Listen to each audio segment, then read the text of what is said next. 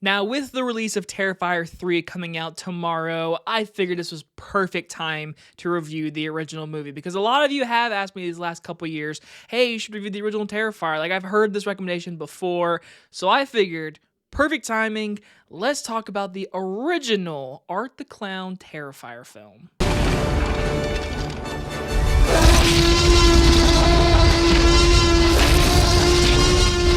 What the hell is wrong with you? What, did you think he was gonna hack me up into little pieces or something?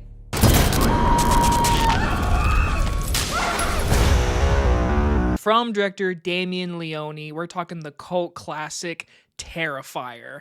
Now, this is a cult classic to many because when this movie came out, it was a little bit everywhere, honestly. Now, I think the second one has really risen up Art the Clown himself and just the Terrifier franchise. But what's funny is this isn't the first time Art the Clown popped up. Damien Leone made a anthology movie called All Hallows Eve. I think it was 2012 or 2013. Either way, Art the Clown popped up in that movie in one of those stories, and that little image himself was like, let's make a feature film. So yes, we are talking the original Terrifier, which is from 2016, which feels like a long time ago. I feel like it came out sooner, but that's what IMDb says. So this movie is kind of a mixed bag for me because I'll be honest, as a huge horror fan, I love reviewing Halloween movies and just talking horror movies. Terrifier 1 is one of those movies where, if you love guts, grindhouse gore, you love this movie. Honestly, you absolutely cherish this movie. People who like Art the Clown probably like this movie more than me. I really like Art the Clown. He is turning into this generation's horror icon. Back in the 80s we had Jason, Freddy and such. This feels like right now we are in Art the Clown's era right now, and good for him. I'm excited to see the Terrifier 3, but this original movie, watching it today, man, it's not my cup of tea, okay? I like the second one. I think the second one's a good movie, and this one, you can watch and tell it's a really low budget. I mean, Damien Leone basically said, we have Art the Clown, and we have really cool makeup effects, which Damien Leone did. They had a cool concept, but the movie feels way more here's what we can do if we get more money, and then the second one came out and was there we go.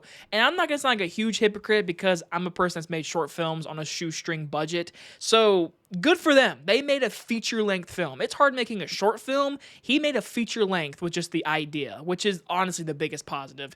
David Howard Thornton as Art the Clown, he makes the movie, man. I mean, without him, there is no franchise. There is no anything. Art the Clown is scary looking, funny, really weird, but in the end, an icon because he's just really good as this villain in this horror franchise. He works as it. He knows exactly when to be scary and when to be funny because throughout this entire movie, all he is just killing people. I mean, yes, the scene where obviously the girl is hung upside down and he saws her from crotch to her face.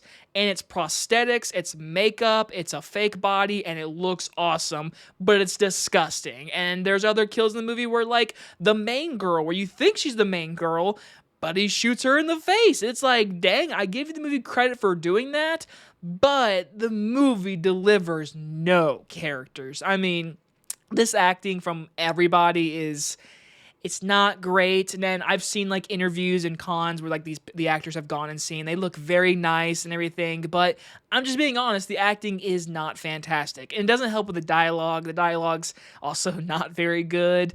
But again, this movie is basically a testing ground of what Art the Clown can do. What he can do in Terrifier 2, where there's actually a story, characters, and way more interesting stuff for Art to do. This movie is literally two girls get lost on Halloween night, and they end up in some building that is locked down, and Art kills them, and Art kills more people. That's the movie, and if you're in for that, then enjoy the movie. For me, it's just not rewatchable. Honestly, watching it tonight, I've seen this movie. It's my third or fourth time really watching the whole movie. And it's just a movie that I really don't care to revisit. I'm only really reviewing it because of the third one coming out tomorrow, and I figured I've already reviewed the second one, so why not review the first one?